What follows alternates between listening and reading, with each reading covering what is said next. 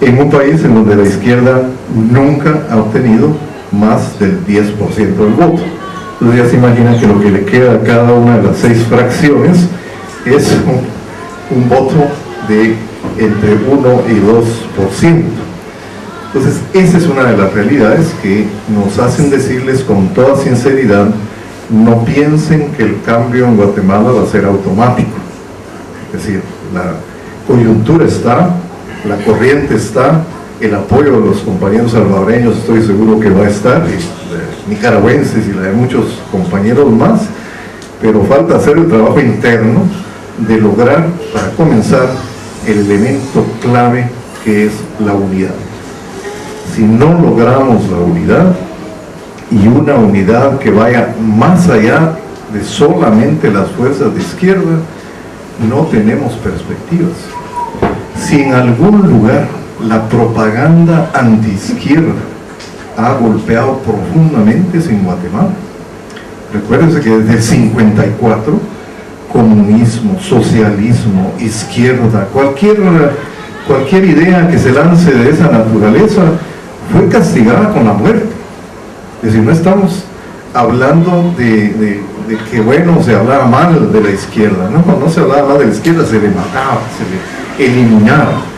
200.000 personas no están más con nosotros. La generación siguiente a la mía fue disminuida a lo mínimo. Es decir, ahora hay gente muy joven que es de izquierda y hay gente mayor que es de izquierda, pero estos que estaban en medio, la cadena de transmisión fue realmente eliminada. Entonces son condiciones distintas, difíciles, que tenemos que entender perfectamente bien para buscar el camino por donde vamos a transitar. Nosotros le pusimos muchísimo empeño, como ustedes saben, a los acuerdos de paz. Los acuerdos de paz fueron la solución política al final para la región centroamericana. De no haberse tomado ese camino, posiblemente Reagan, que era muy parecido en cuanto a su testarudez como presidente Bush, hubiese llevado a la región a lo que llamamos en su momento la vietnamización de Centroamérica. Es decir, la guerra generalizada que nos hubiera sumido en eso durante años, y el costo en vidas hubiese sido incluso muchísimo mayor. Entonces la solución que se buscó fue, bueno, no se van a tolerar más triunfos revolucionarios. A esa conclusión se llegó. Sandinista fue el último triunfo revolucionario y se le combatió desde casi el primer día con la contra, y se les llevó al punto de perder el gobierno, como ustedes saben. De manera que esa solución ya no estaría, pero quedó la posibilidad, con el apoyo de la comunidad internacional, de poder efectivamente buscar soluciones políticas vía acuerdos de paz. Y en Guatemala, pese a que el equilibrio militar en Guatemala no era del mismo nivel que el equilibrio militar en El Salvador, en donde el FMLN sí era contraparte efectiva de las Fuerzas Armadas salvadoreñas, en Guatemala la URNG, pese a todo el trabajo que realizó, al sacrificio de tanta gente, pero enfrentó al ejército contrainsurgente más poderoso de América Latina después del de Estados Unidos, de manera que el equilibrio militar no fue determinante, pero el apoyo de la población, el hecho de representar a las grandes mayorías indígenas y el apoyo internacional llevaron a un conjunto de acuerdos que fue realmente muy bueno. Los acuerdos muy buenos, no perfectos. Es decir, tampoco decimos todo lo que está ahí era lo que queríamos, no, porque un acuerdo es siempre producto de una negociación. Igual nosotros tratamos de meter todo lo positivo, y también los sectores de la oligarquía, del ejército y de Estados Unidos buscaron meter sus propios elementos para controlar la situación. O sea, los acuerdos no son perfectos, pero sí fueron buenos.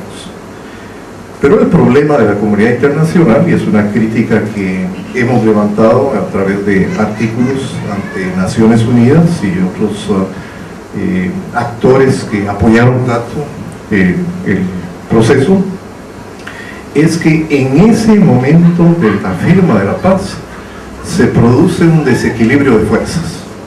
Y esto se lo hemos dicho a los colombianos para cuando alguna vez tengan que negociar, que lo tengan en mente.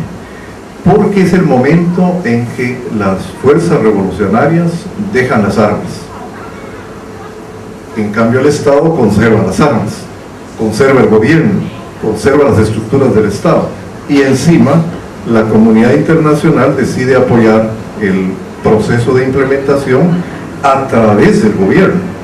Realmente la debilidad en que quedan las fuerzas revolucionarias es real. Y eso hace que en los primeros procesos políticos que se dan después de un proceso de negociaciones de paz, pues la izquierda no logra los resultados que se esperaban. Incluso la pregunta es, bueno, ¿y no que ustedes representaban al pueblo? ¿Dónde está el pueblo que no los elige? Es que no está en condiciones ese pueblo de elegir. En Guatemala, a estas alturas, 12 años después de firmada la paz, el temor de la población sigue vigente. La población va a votar en las elecciones con el temor de que su voto puede costarle la vida incluso. Porque uno dice, bueno, ahora se garantiza que las elecciones son de tal naturaleza que el voto es secreto. Efectivamente, el voto individual es secreto, pero el voto colectivo por municipalidad es totalmente visible. Se sabe, al terminar, a las 48 horas de las elecciones, se sabe que tal municipalidad votó a favor de tal candidato. Y la población, sobre todo maya del país, que sufrió genocidio, tierra arrasada, que sufrió la muerte en cantidades enormes, bueno, dice, si este municipio nuestro vota a favor de un determinado candidato, ¿quién nos dice que mañana no vienen a la población a decir, bueno, ustedes por qué votaron así? Ahora va a pagar las consecuencias. Ese elemento de temor que no se logra quitar es un determinante de los resultados electorales, al igual que de muchas otras cosas en el país. El país entonces firmó los acuerdos, se implementaron bien estos solamente un año. El primer año sí podemos dar fe, porque estuvimos dándole seguimiento, de que se hizo lo que se tenía que hacer y en el tiempo en que se había estipulado que se hiciera. Pero de ahí en adelante, la implementación de los acuerdos de paz, en manos principalmente del gobierno, empezó a desacelerarse, a ser selectiva. Bueno, sí vamos a aplicar estos acuerdos porque eso nos permite ciertos beneficios, pero otros van a tener que esperar porque las condiciones no están dadas así de fácil. Por ejemplo, había que dedicar recursos a construir carreteras y el gobierno sí vino y construyó carreteras en los 2 primeros años y gran cantidad de carreteras, pero se olvidaron del criterio fundamental de los acuerdos, que era generar empleo.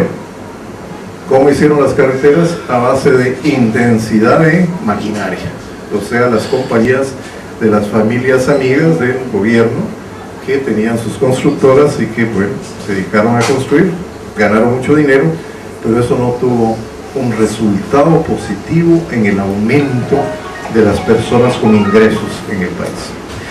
Y así, cada uno de los acuerdos, si nosotros los analizamos, llegamos a la conclusión de que no se ha cumplido ni siquiera la mitad de lo que se ha convenido. Se tenían que cumplir en 5 años, se dio un plazo adicional de 10 años, estamos en el año número 13 y todavía la mitad de las disposiciones de los acuerdos están por cumplirse. Eso retrasa, eso desgasta también, eso desgasta los mismos acuerdos. Ahí hay gente que dice, no, y hay que ir pensando en otra cosa porque los acuerdos de paz ya no van a funcionar. No es cierto. El formato de cambio de la sociedad y el Estado guatemalteco está muy bien pensada, muy bien articulada en los acuerdos, y con solo cumplirlos avanzaríamos rápidamente, pero esa voluntad política no ha existido y la presión internacional tampoco. De manera que nos queda mucho camino por recorrer en esa dirección. Y no se atacó la pobreza. Una de las causas terribles del conflicto era que la exclusión de los guatemaltecos y guatemaltecas no era solo política, no era solo derechos civiles y políticos, ¿no? La exclusión es básicamente, hay demasiada gente pobre en Guatemala, hay que atacar este problema. Y no se ha atacado, y ustedes saben que la pobreza es caldo de cultivo también de la delincuencia, porque la gente que no tiene que comer se busca los medios para sobrevivir. En Guatemala han existido dos válvulas de escape básicamente. Una es la migración. El 15% de la población guatemalteca está en Estados Unidos en este momento, 1,5 millones de guatemaltecos. Esa es una válvula de escape. Y la otra es ese raterismo, ese bandolerismo, ese aprovecharse de lo que no esté cuidado para llevárselo, esa delincuencia en la que gran parte de nuestra juventud ha caído. Es un problema que tenemos en común con El Salvador, lo tenemos con Honduras, Guatemala. Se entrenaron estos miembros de las pandillas juveniles o maras, se entrenaron en las ciudades de Estados Unidos, fueron deportados, siguieron con lo suyo allá y encontraron la gran cantidad de jóvenes que no tenían nada que hacer y los incorporaron a estas actividades. El nivel de violencia e inseguridad de Guatemala en este momento es pavoroso. La palabra todavía se queda pequeña para reflejar lo que está ocurriendo. Les menciono solo dos casos así, pero que a ustedes les dan una idea de lo que está ocurriendo. Uno de 3 parlamentarios de El Salvador, miembros del Parlamento Centroamericano, que van hacia Guatemala, van con su chofer, todos son de Arena, un partido de derecha de El Salvador, van para allá, y en el camino los detienen, los capturan, y al día siguiente aparece el carro quemado, los 4 muertos, torturados, etc. Terrible. El crimen no ha sido aclarado, no se han determinado los responsables de esto, el motivo de la acción, todo eso queda en una impunidad tremenda. Pero vean las cosas, vean lo que siguió a esto. Capturaron a 4 policías que habían participado, según la denuncia, en el hecho. O sea que policías, no habían sido criminales, no habían sido el crimen organizado, los narcotraficantes, sino habían sido policías. Fueron capturados los policías y los llevaron a una de las prisiones de alta seguridad del gobierno, en la cual para entrar hasta donde los dejaron había que pasar como 4 o 5 puertas seguidas con gran seguridad y todo.